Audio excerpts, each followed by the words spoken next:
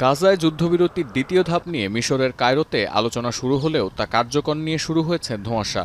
Israeli প্রধানমন্ত্রীর office জানায়, অস্ত্রবিরতির দ্বিতীয় ও তৃতীয় ধাপ কার্যকরের আগে জিম্মি বিনিময়ের বেশ কিছু শর্ত বদলানোর পক্ষে তেল আবিব। অন্যথায় যুদ্ধবিরতি অকার্যকরেরও হুঁশিয়ারি দিচ্ছে নেতানিয়াহুর কার্যালয়।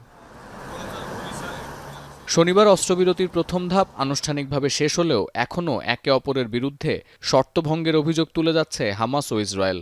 হামাসের রাজনৈতিক শাখার শীর্ষ কর্মকর্তারা বলছেন, ইসরায়েল চায় না গাজায় যুদ্ধবিরতির দ্বিতীয় ধাপ কার্যকর হোক।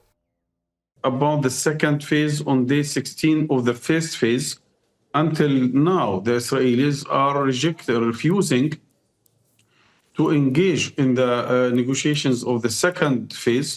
Therefore, they are greatly violating the deal and endangering the deal and exposing the deal to fall apart. ইসরায়েলের শর্ত মেনেই কোনো আনুষ্ঠানিকতা ছাড়া অস্ত্রবিরতির প্রথম ধাপের শেষ দফায় 4 ইসরায়েলি জিম্মির মরদেহ হস্তান্তর করেছে হামাস। বিনিময়ে দেরিতে হলেও 600 ফিলিস্তিনি বন্দীকে মুক্তি দিয়েছে ইসরায়েল। দেরির কারণ হিসেবে ইসরায়েল জানায়, জিম্মিদের মুক্তির দিন হামাস যে অবমাননাকর অনুষ্ঠান আয়োজন করে তা বন্ধ করতে সম্মত না হলে বন্দি বিনিময় স্থগিত করবে Tel Aviv.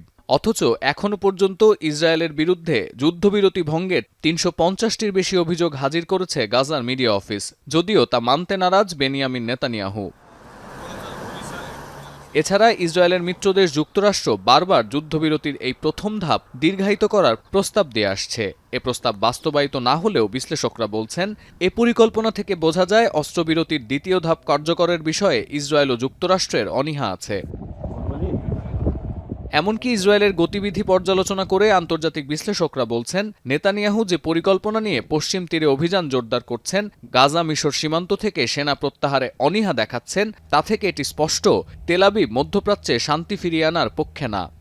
So instead of moving towards more peace, they seem to be moving in the other direction. And of course, if operations continue in the West Bank or become more violent, I don't see how you can have peace in Gaza at that point.